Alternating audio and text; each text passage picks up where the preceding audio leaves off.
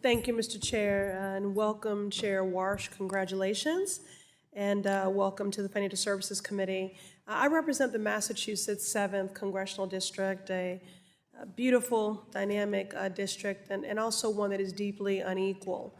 In fact, in a 3-mile radius from Cambridge, home to your alma mater, to Roxbury, a historically Black, vibrant community in my district. That being said, median household income drops by $50,000 and life expectancy by 30 years. That's just in a 3-mile radius.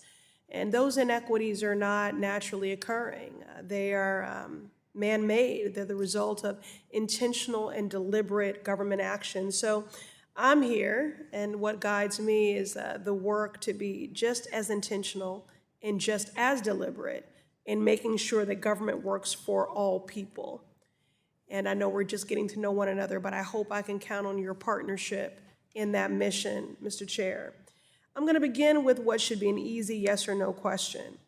Are you committed to fulfilling the maximum employment requirement of the Federal Reserve's statutory mandate? Congressman, absolutely. We have no disfavored part of the job that you gave us. Price stability and maximum employment are not an either-or proposition. I'm committed to both of them. Well, that was my next question, if you viewed this mandate as equally important as the price stability mandate. Now, since Trump took office, hundreds of thousands of people have been pushed out of the federal workforce. The current unemployment rate is 4.2%, which is higher than when Biden left office. And if you look deeper into the data, Black unemployment writ large is at 6.6%. Now, the Federal Reserve semi-annual report highlights that Black people have continued to have higher unemployment rates and lower wages than white workers. This is a problem. Now, it's a problem for Black workers, it's a problem for the Black family, but it's a problem for everyone. It's a problem for workers like Teresa in my district, who despite being educated, qualified, and good at her job was let go from her public health position due to government funding cuts. And with the state of HHS, our country needs to employ all of the public health experts that we can find. But this is also a problem for our national economy and financial stability. Let me illustrate what I mean. According to one report, Black Americans held a buying power of $1.6 trillion in 2020. Economists estimate that 2% of Black women being fired has led to $37 billion being lost in GDP spending. So when that money is lost, it impacts everyone. It impacts our small businesses that spur local economies and workforces.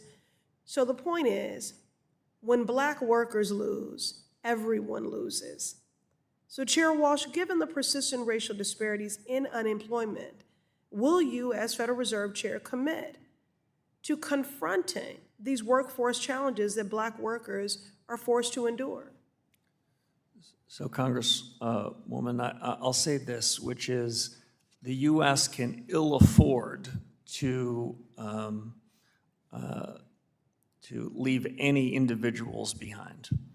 The economic opportunity, which is essential for America's growth trajectory over the next 5 and 10 years, means that every American needs to have opportunities to be productive. And I believe, unlike some in the economics profession, that productivity-led economic growth is a good thing, not a bad thing. Thank you, Mr. Chairman. And I'm hopeful that the Fed, we can be supportive of opportunities for economic growth. And I want to say specifically for Black workers, because of a problem of this magnitude, there are 700,000 unemployed Black women right now.